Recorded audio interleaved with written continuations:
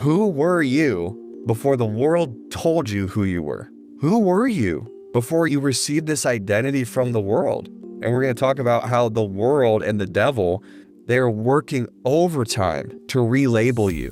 You're ugly, you're fat, you're worthless, you don't bring any value. And then you add the religious spirit to it. Oh, you want to be holy? You got to stay poor. You got to stay quiet. You got to stay incompetent.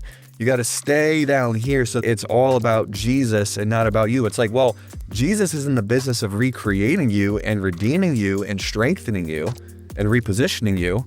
So which is it? Like, I'll tell you what, the enemy is just going to work overtime to give you a new name, because he can give you a new name. He can completely destroy your destiny. Whoever names you claims you.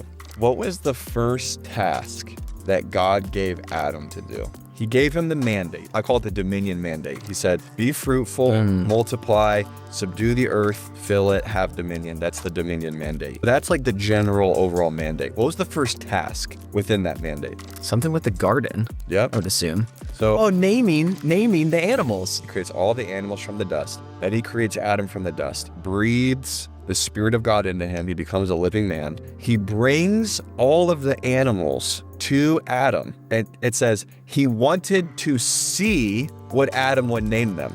This talks to me about the co-laboring nature and relationship that God wants with us. God in this scenario says, no, I want you to name them because I want to see what you name them. Wow. I think so many people are waiting for God to give them the strategy. God, how do you want me to build this business?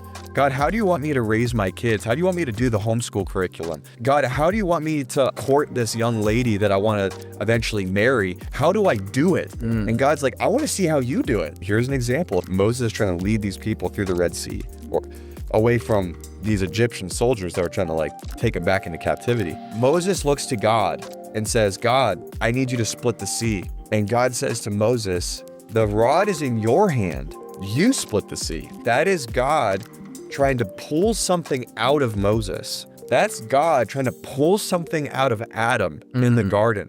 That's God trying to pull something out of you, or pull something out of me, or pull something out of anybody who's listening. Like, you do it.